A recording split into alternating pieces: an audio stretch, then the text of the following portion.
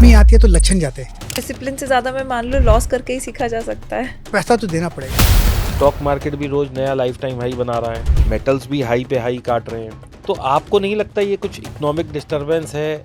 मुझे पता नहीं क्यों ऊपर जा रहा है। मुझे एक ही बात पता है, ऊपर तब जाता है जब लोग खरीदते हैं। कोई एक ऐसा पैटर्न या इंडिकेटर या जो आप देखते हो और थोड़ा इजी हो समझाने के लिए? Trying to protect the capital, not to gain more money, protect the capital and make money in the long run. Without Reliance Sensex ऊपर जा ही नहीं सकता। पैसा मेहनत से बनता है, जाता बहुत ईजी है। व्हाट इज योर सेफ और mutual funds? Any moving average जो आपको नंबर आता है आंख में आता है वो ले लो, लगा दो, but become a master of the indicator. तो आपको लॉस ने ज़्यादा सिखाया है या डिसिप्लिन ने ज़्यादा सिखाया है? लॉस ने सिखाया नहीं, इसलिए तो डिसिप्लिन बना। उस दिन मैं एक गैम्बलर बन गया, मुझे पता नहीं चला। Options is the best, run for money. कितने पैसे से शुरू करें और कितना पैसा लगा के कितना कमा सकते हैं? पैसे उतने ही शुरू करना है जितना आप लॉस सहन कर सकते हैं। A person who makes money is willing to lose money, that's why he makes money. तो गोल्ड इज एन इन्वेस्टमेंट और इंश्योरेंस?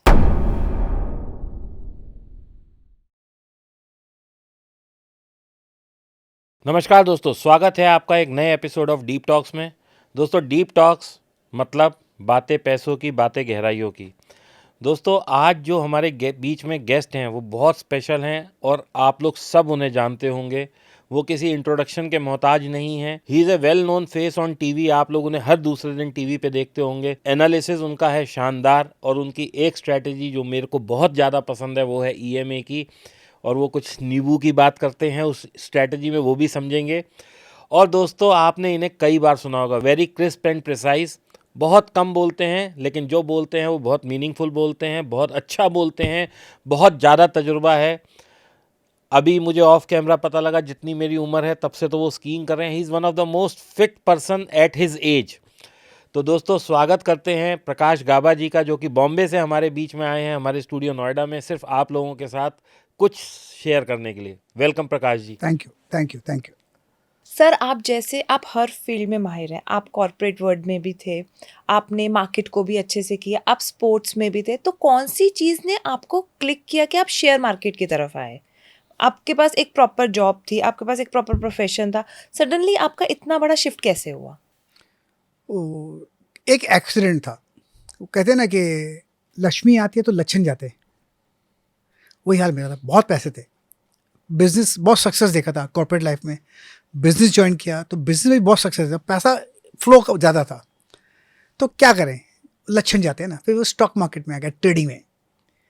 ट्रेडिंग का पता कुछ नहीं था, ज़ीरो नॉलेज था। काफ़ी लोग देखता था कि वो ट्रेडिंग करते थे। मेरे में एक थोड़ा प्रॉब्लम है, एक स्ट्रक्चरल डिफेक्ट है कि मैं अपने आप को बहुत एक्स्ट्रा स्मार्ट समझता हूँ। मैं स्मार्ट हूँ, इंटेलिजेंट हूँ, नो डाउट अबाउट इट। इसको कोई सुनता होगा, देखता होगा, उनको बुरा लगेगा, उनका प्रॉब्लम, उनको डील करना है। लेकिन मैं दूसरों को, ये इडियट्स, इसको अंग्रेज़ी नहीं आती, कुछ पढ़े लिखे नहीं, अगर वो लोग पैसा कमा सकते हैं तो मैं क्यों नहीं। कोई 10,000 कमाता था, कोई 20,000, कोई 40,000 दिन का कमाता था। मैंने उनसे एक पूछा कौन सा स्टॉक लेना चाहिए, मुझे ध्यान है वो दिन। तो एक ने बोला ट्रांसपेक्ट पैकेजिंग। कितने का है? मैंने बोला 14,000। अरे ले लेते हैं। कहाँ लेने का है? मुझे पता नहीं था। बोला ब्रोकर को फ़ोन करो, तुम्हारे छोटे भाई का दोस्त है। तो मैंने फ़ोन किया उसको, लेने का है। कोई उस समय KYC नहीं होता था, कुछ नहीं होता था। कितना लेना, कितने का? 14,000 ले ले। पैसे दिए नहीं थे उस समय, वलन का टाइम था। पैसे बाद में देंगे ना, वलन होता था। तो जब बढ़ गया दाम, डबल हो गया 28, तो ब्रोकर का फ़ोन आया, क्या करना है, क्या दाम? बोला 28। तो बेच देना। तो मैंने 28 में बेच दिया। तो 100 रुपीज़ प्रॉफिट, 100% प्रॉफिट हुआ करीब 1 महीने के अंदर। तो मैंने बोला ये तो 100% प्रॉफिट है, तो अच्छा धंधा है। बाद में पता प्रकाश का भाई, यू आर एन इडियट। जब टिप अच्छी थी तो लिया क्यों नहीं 10,000, जब पैसा देना ही नहीं था? बाद में लगा पैसा नहीं दिया मतलब ये गिफ्ट हुआ है। तो एक रिग्रेट आया मन के अंदर। उस दिन मैं एक गैम्बलर बन गया, मुझे पता नहीं चला। तो मेरी शुरुआत वहाँ से हुई। तो करते करते ट्रेडिंग टिप्स लेते रहते, कभी ऊपर चला गया तो नहीं बेचता, क्योंकि और ऊपर जाएगा, नीचे आएगा कोई बात नहीं, ऊपर जाएगा, ये ख्याल में चलता था, होप में चलते था। तो एक ऐसा टाइम आया, ये 2-3 साल का वक्त था। मैं एक दिन दवाई की दुकान पे गया दवाई लेने। दवाई का नाम था एम्लोपेन। उसने मुझसे 12 रुपये मांगे, ब्लड प्रेशर की पिल है। आज भी वो दवा लेता हूँ। तो उसने मुझसे 12 रुपये मांगे और मेरे पास सिर्फ 10 रुपये थे। तो मैं छोटे भाई के पास गया, अरे महेश मेरे को 2 रुपया देना। उसने क्या चाहिए? वो दवाई चाहिए। कौन सी? आई एम नॉट, मैं भगा। तो उसने अपना कैश ड्रॉअर खोला, उसके पास सिर्फ 55 रुपीज़ थे, मुझे ध्यान है। उसने मुझे दवाई खिलाई और दवाई खाकर मैं घर पर आया और रोया। आंखों में से सिर्फ आंसू नहीं आए।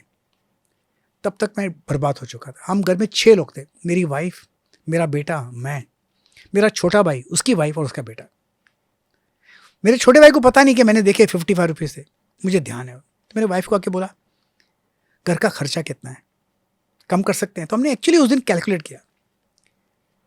तो बोला 15,000 है घर का खर्चा, अगर आप मुझे 500 रुपया दिन का दो तो मैं घर चलाऊंगी। बोला वो तो मैं दूंगा, क्योंकि हमारे पास 4.5 लाख रुपए का बिजनेस में ओवरड्राफ्ट फैसिलिटी था।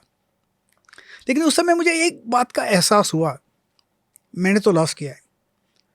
अगर मैंने लॉस किया है तो किसी ने तो कमाया है पैसा।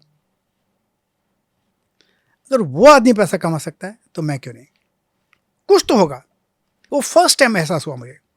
तो मैं इसको सीखूंगा। एक्चुअली बाय टेम्परामेंट एक फाइटर हूँ मैं गिव अप नहीं करता, मैं डरता नहीं किसी। तो बोला इससे मैं लड़ूंगा, मैं जीतूंगा, यहाँ से हारा हूँ मैं यहीं से जीतूंगा। तो वहाँ से मेरी जर्नी शुरू हुई। तो एक एक्सीडेंट था, पता नहीं क्या था, लेकिन ये एक रियलिटी, एक सच्चाई है।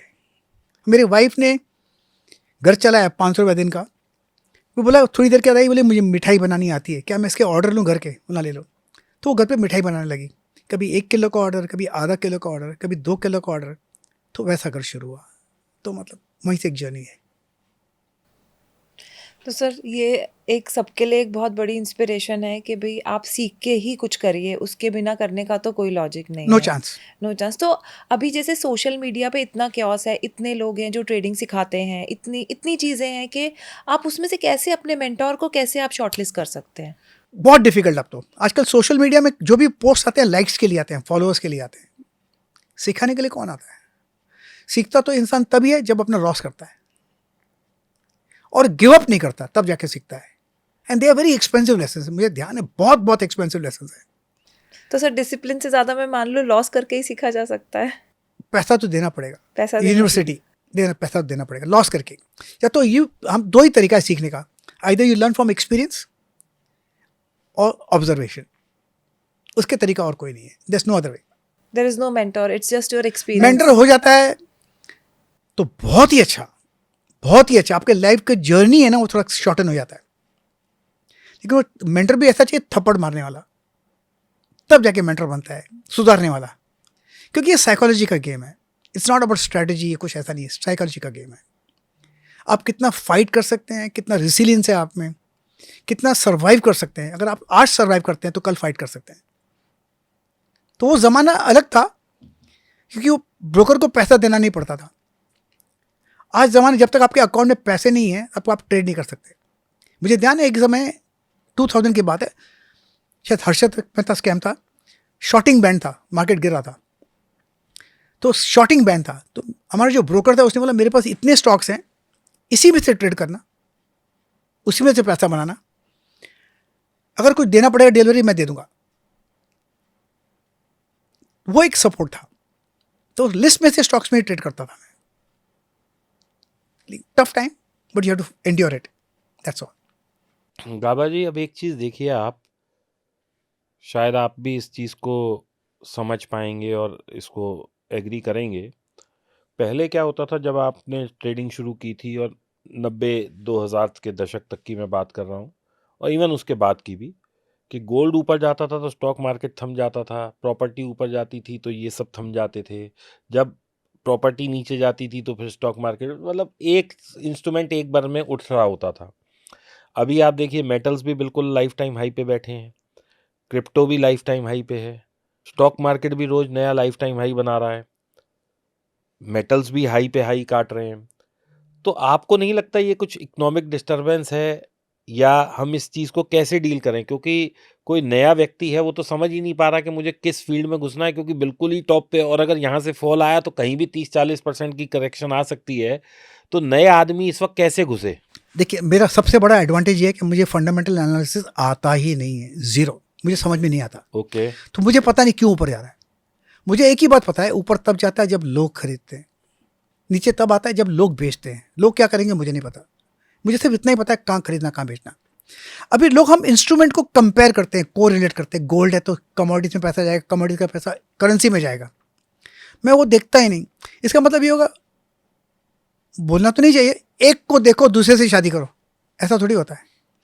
अगर वर्ल्ड मार्केट ऊपर है तो हमारी भी मार्केट ऊपर जाएगा। ऐसा हमारा मार्केट अभी सीमेंट क्षेत्र है, एंटायर सीमेंट क्षेत्र है, सीमेंट ऊपर जाएगा तो सब थोड़ी स्टॉक ऊपर जाएंगे। उसमें एक दो स्टॉक, हम पता स्टॉक देखो, जो हमारा स्टॉक चार्ट पे दिखता है वो ऊपर जाता है, वो लो मारो गोली। वो क्या करता है, चाहे वो सीमेंट हो, मुझे तो पता भी नहीं वो क्या करते हैं। तो हम तो सिर्फ स्लेव हैं चार्ट के। चार्ट में हमारा पैटर्न नज़र आता है, सेटअप नज़र आता है, तो ले लो। हो सकता है गलत हो जाए, अपने स्टॉप लॉस को प्रोटेक्ट करो और ट्रेड करो, तो कंपेयर मत करो। तो कोई एक ऐसा पैटर्न या इंडिकेटर या जो आप देखते हो और थोड़ा इजी हो समझाने के लिए? मैं आपको बताता हूँ, जी। ये पहले तो सभी पैटर्न दिखता था, ब्रेकआउट। आजकल बताऊँ तो ब्रेकआउट भी तो फेल होते हैं ना, ब्रेकआउट फेलियर तो बहुत ज़्यादा है। लेकिन पता होना चाहिए कि अभी, पहले तो था, मैं एक स्लेव ऑफ इंडिकेटर्स। मैंने फर्स्ट इंडिकेटर यूज़ किया था सिंपल मूविंग एवरेज, उसके बाद आरएस है, उसके बाद स्टोकेस्टिक था, बॉलिंजर बैंड था, एमएस, सभी MACD, किया है, कौन सा नहीं किया है। सुपर ट्रेंड, वो तो बाद में आया, बहुत बाद में आया। एसएमसी आजकल नाम से बहुत, वो तो बाद में आए।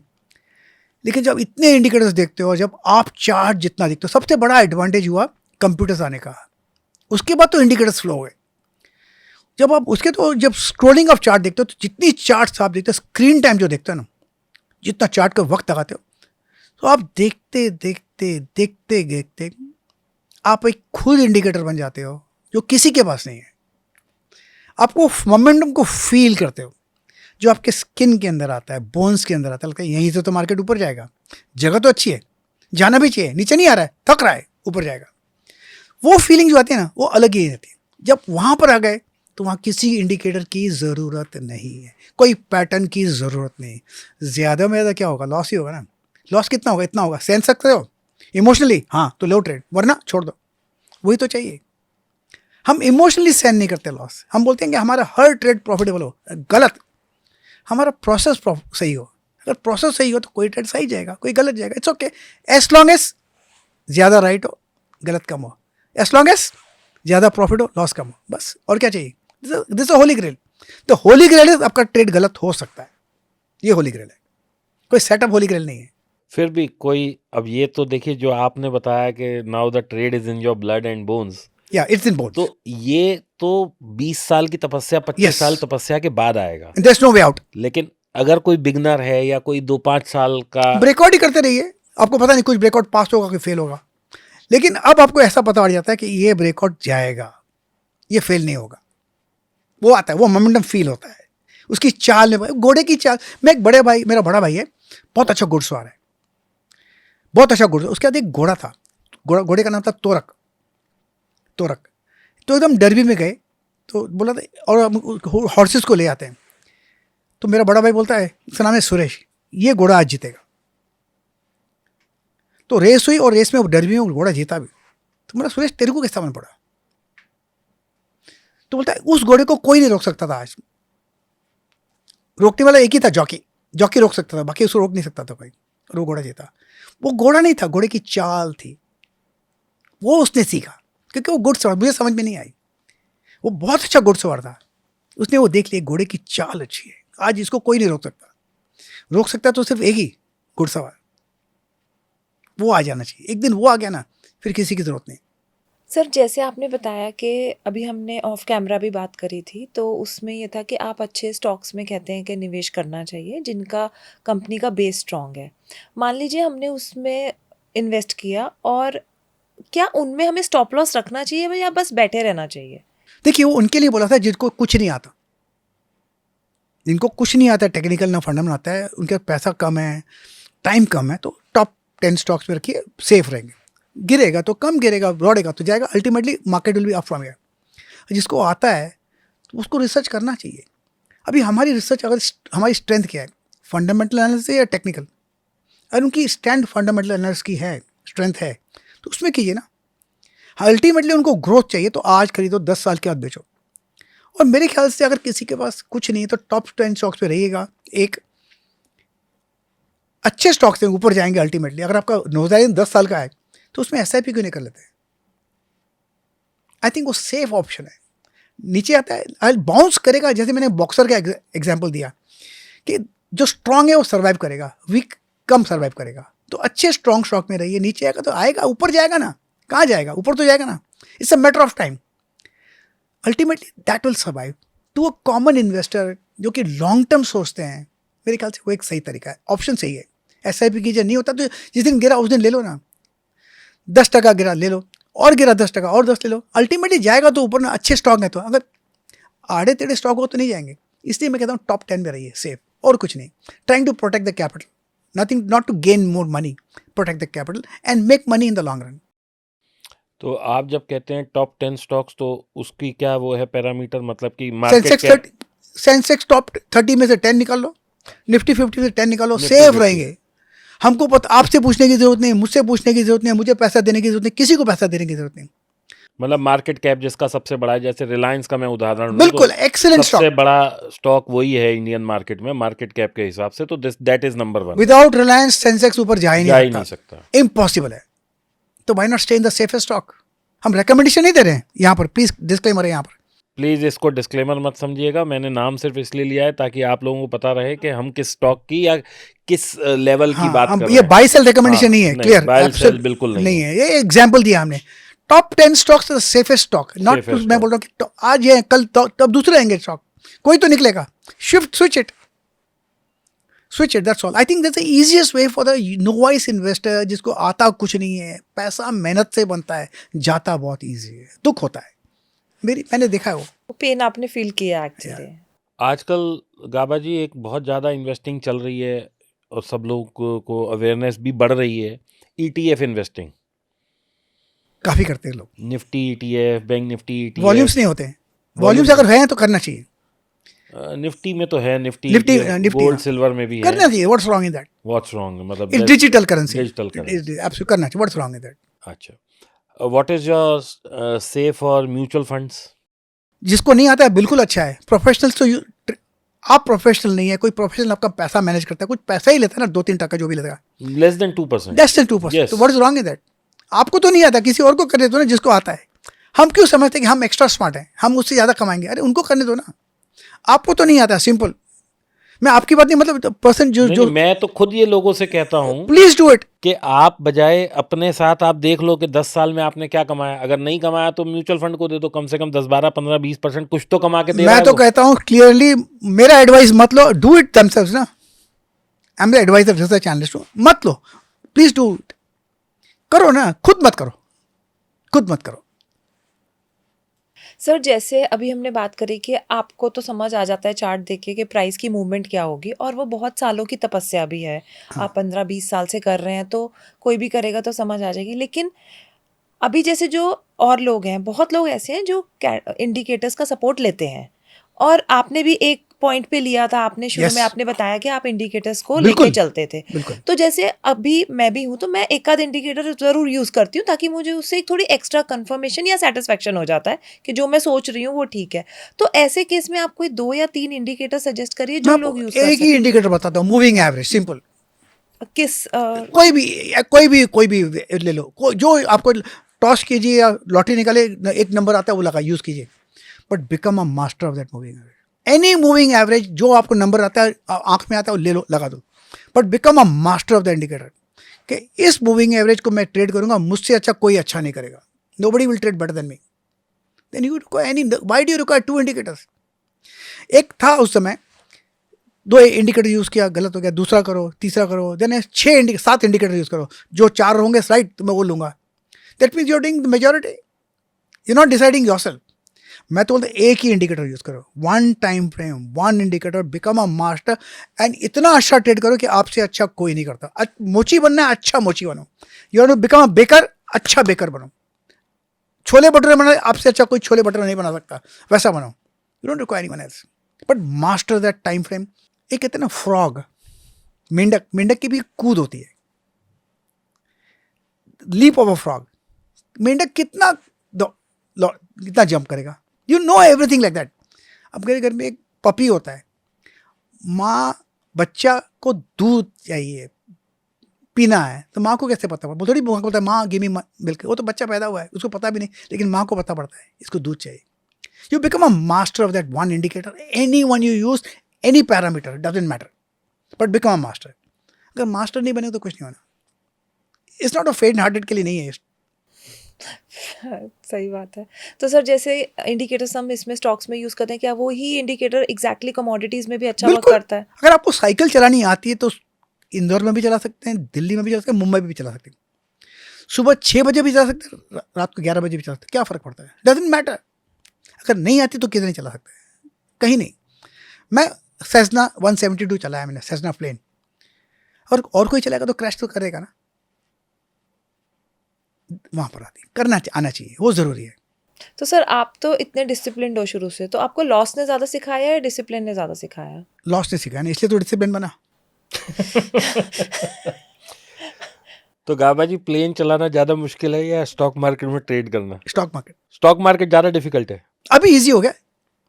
प्लेन का तो इसमें मैं आपको क्या बताऊं, जब मैं फ्लाइंग करता था ना, ग्लाइडर फ्लाइंग, 50 रुपया मिलता था पॉकेट मनी. तो मुंबई टू पूना वो 10 रुपये का टिकट था, तो मैंने पास लिया था. वो नहीं 100 रुपया मिलता था, तो हर हफ्ते जाता था बॉम्बे टू पूना, फ्लाई करके आता था. सैटरडे संडे के लिए 2 दिन की सिर्फ 2 फ्लाइट्स मिलती थी. लेकिन सुबह 9 बजे जाता था, शाम को 4:30 तक मेहनत करता था, ग्लाइडर्स को पुल करता था, पुश कर, कोई और फ्लाई करता, लेकिन मैं करता था. मुझे फ्लाइट सिर्फ 2 मिलती थी. पैसा खाने के लिए खाना नहीं मिलता तो वड़ा पाव खाता था, वो कुछ 2 रुपये का था. सर्वाइव करता था. वो पागलपन था, उतना पागलपन चाहिए. तो वो मेरे लिए बहुत अच्छा है, ईजी है. आज भी मैं कोई भी प्लेन चला सकता हूँ, छोटा हो, कॉम्प्लिकेटेड स्टॉप ना हो, चल 1 सिंगल सीटर 2 सीटर डजंट फर्क पड़े. स्टॉक मार्केट भी वैसा ही हो गया है, उतना पागलपन. बट स्टॉक मार्केट में थोड़ा डिफिकल्ट है सबके लिए. मेरे लिए ईजी है, very easy, not difficult. It's very easy. जब हम खाना खाते हैं, पानी पी लेते हैं, उतना ईजी है. इट्स नॉट डिफिकल्ट, बिल्कुल not difficult at all. Zero effort. आज मुझे हवाई जहाज बोले चलाने के, सेस्ना मैं चला लूँगा. ग्लाइडर बोलेंगे चल लूँगा. और मुझे बोलेंगे हैंग ग्लाइडर चलाओ, मैं चला लूँगा, उड़ा लूँगा. Absolutely no problem. तो as a person Gaba ji क्या ट्रेड करते हैं? स्टॉक्स करते हैं, इंडेक्स करते हैं, या इंडेक्स नहीं करता because of regulations. Okay. Intraday नहीं करता, सीधा क्लियर. लेकिन यस, लॉन्ग टर्म इन्वेस्टमेंट करता हूँ. और दूसरा स्विंग ट्रेडिंग करता हूँ. स्विंग ट्रेडिंग कर. Swing trading for a horizon होना चाहिए, नॉट 1 or 2 days और 5 days. आज का भी 40-50% मूव्स होना चाहिए. ओके. 6 months लगे, 6 साल लगे, 1 साल लगे, डजेंट मैटर टू मी. और जो स्टॉक्स यूज करता हूँ उसकी कभी जिक्र भी नहीं करता because regulations. No point giving advice to anyone, just keep quiet about it. वो भी मेनलाइन स्टॉक्स नहीं होता. अच्छा. मेनलाइन स्टॉक्स नहीं होते, ओके. क्योंकि मेनलाइन की तो हम टीवी पर रोज ही बात करते हैं, वो नहीं होते. That's it. But that's where the money is. Okay. तो गाबा जी एक चीज़ बताइए कि जैसे आप करते हैं तो क्या फ्यूचर करना चाहिए? जो नए लोग हैं उन्हें फ्यूचर करना चाहिए? जैसे अगर मैं एक एग्जांपल ले लेता हूँ, हम स्टॉक एक्स की बात करते हैं. अब स्टॉक एक्स में फ्यूचर भी है, ऑप्शंस भी है और स्पॉट तो है ही है. तो हमें इन तीनों में से क्या करना चाहिए? Which is better? बेटर तो नहीं बोलूंगा, अगर आता है निफ्टी, बैंक निफ्टी और Sensex, options is the best. Run for money. Okay. Oh beautiful. No selling, only buying. Okay. आप भी ये आंसर एक्सपेक्ट नहीं कर रहे थे ना? नंबर, अगर कुछ नहीं आता है ना तो डिलीवरी करो ना. बेस्ट स्टॉक, टॉप स्टॉक्स के नीचे भी आएगा तो कम आएगा, बाउंस करेगा फास्ट, कम आएगा. अच्छे स्ट्रांग होते, वीक स्टॉक हो तो ज़्यादा गिरेगा. इसलिए मैं टॉप 10 की बात करता हूँ. तो ये टेम्परामेंट पर है. लॉस टेकिंग एबिलिटी चाहिए. अगर एबिलिटी है तो ट्रेड करते, अगर एबिलिटी नहीं है तो ट्रेड ही मत करो. Don't even do it, don't touch it. Otherwise कुछ नहीं आता है. अगर आता है, अच्छी तरह आता है, then option is the best. Okay. अगर ऑप्शन में काम होता है तो फ्यूचर में होता है, इन्वेस्ट क्यों करें? बट दोस्तों ये नहीं है कि गाबा जी ने बोला है तो कल ही आप लोग चल के जो है ऑप्शन बाय कर लें. इनकी एक्सपर्टीज़ है, आपकी नहीं है. तो कृपया करके मैं नहीं सजेस्ट करता कि बाइंग करने आप लोग कल से ही पहुंच जाएं. डिस्क्लेमर, मैं भी नहीं सजेस्ट करता. Weapons of mass destruction. Okay. Yes, Weapons option of mass buying is weapon of mass destruction. Because आपका थीटा डे के नुकसान कर देगा. यस. उसके लिए भी अलग अलग स्ट्रेटेजीज है, अलग अलग टाइम फ्रेम्स हैं. इंस्टेंटली आउट होना चाहिए, out, otherwise you lose money. बिल्कुल. But I personally prefer options. चलिए, वेरी नाइस. उसमें भी 2 हैं. अगर निफ्टी और बैंक निफ्टी एग्जाम्पल दे रहे हैं, बाय सेल नहीं है. वॉलेटिलिटी बैंक निफ्टी में ज़्यादा है, ज़्यादा है। Is beautiful. यस। अगर आप कर सकते हैं तो बहुत अच्छा, नहीं कर सकते तो निफ्टी में रहिए ना, सेफ्टी ज़्यादा है। जी जी। Depends what kind of a trader you are, temperament क्या है, यहाँ पे इसलिए साइकोलॉजी काम आता है। एक बहुत बड़ा सवाल गाबा जी लोगों के मन में होता है, वो बहुत सारे लोग पूछते हैं कि सर कितने पैसे से शुरू करें और कितना पैसा लगा के कितना कमा सकते हैं? पैसे उतने ही शुरू करना है जितना आप लॉस सहन कर सकते हो। अगर वो सहन नहीं कर सकते, don't even think of trading. उतना ही पैसा लगाए कि लॉस हो सकता है। हम भी ट्रेड लेते हैं कि हम लेके इसमें प्रॉफिट होगा, कभी हमने सोचा इसमें लॉस होगा। मैं हर ट्रेड लेता हूँ, every trade if I take, कि इसमें लॉस हो सकता है, then only you take a trade, otherwise don't take a trade. That's it. वो two basic point to start is ये लॉस हो सकता है, उस प्रमेय से आप शुरू कीजिए। उसके बाद प्रॉफिट हो तो लक, वेल डन। तो वो होना चाहिए, वो एटीट्यूड अगर आ जाता है ना। अगर आप लॉस करने को तैयार ही नहीं हो तो आपका लॉस गारंटेड है, ओके। गारंटेड, क्योंकि आप लॉस करने को तैयार नहीं है। A person who makes money is willing to lose money, that's why he makes money. If you are not willing to make lose money, you will never make money. The ability to lose and the willingness to lose, paramount, very essential. Gaba ji थोड़े से rapid fire questions sure, हैं, ask me anything. So will start. आप सोचना नहीं, जो आपके मन नहीं, में मैं आए जो बिल्कुल, बोल absolute। दीजिएगा। प्रमोटर होल्डिंग ज्यादा मैटर करती है या FII buying? Doesn't matter, doesn't matter. Doesn't matter. One bad quarter को इग्नोर करना चाहिए या एग्जिट करना चाहिए? Story should not change. अगर आपने लॉन्ग टर्म के लिए स्टॉक लिया है, if story is intact, don't worry about the quarters. I have got stock जो आईपीओ से पड़े हुए हैं, टीसी चाल, doesn't bother me. Okay, so IPO पे आते हैं। आईपीओ इज एन अपॉर्चुनिटी और एन एग्जिट रूट? मुझे ऐसा है, एग्जिट रूट तो नहीं लेना चाहिए, बिल्कुल नहीं, लेकिन आईपीओ आता है, देन यू मॉनिटर दैट। उसमें डेटा नहीं मिलता, लेकिन वो भी एक तरीका है सीखने का, ट्रेडिंग करने का। उसमें पैसा बनता है if you know IPO well, how to trade the IPO, बहुत अच्छा। सो ग्रे मार्केट प्रीमियम जो होता है Zero। आईपीओ में?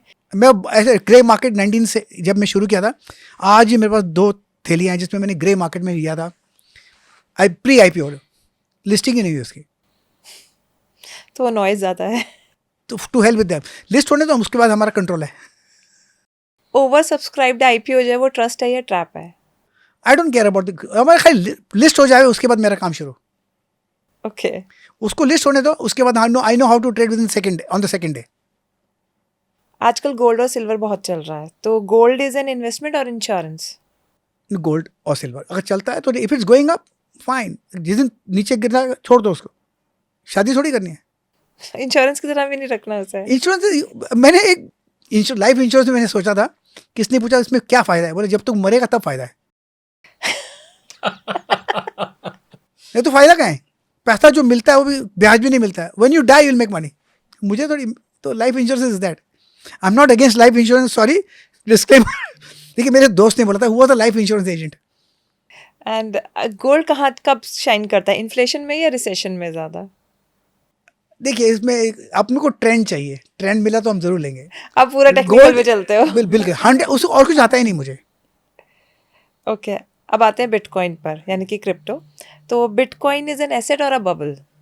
आई don't think it's a bubble, I think it's an asset.